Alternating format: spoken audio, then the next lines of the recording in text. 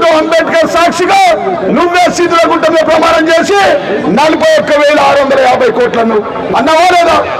ఇంకా ఏమైనా ఉంటే కూడా పోయి తీసుకొచ్చుకొని ఉరుకురి తీసుకురండి అని చెప్పి అన్నాడా?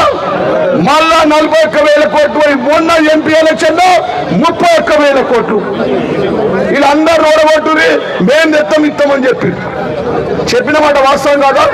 మళ్ళా క్యాబినెట్ లో తీర్మానం చేసింది 26,000 కోట్లు.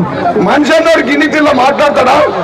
ఈ ముఖ్యమంత్రి నోరా మోరా 26,000 కోట్లు పోయి దానికన్నా ఉందామని చెప్పి మనలు సరైన చిన్న ఇంకొక్కరు బతికిపోవడం తర్వాత చూసుకుందాం పోరాటం అన్నారు. 26,000 కోట్లు అన్నారు. మళ్ళా 26,000 ముఖ్యమంత్రి గారు క్యాబినెట్ లో పెట్టుకొని 17,670 కోట్లు. ఒకటే మాట 17,670 కోట్లు అన్నాడా?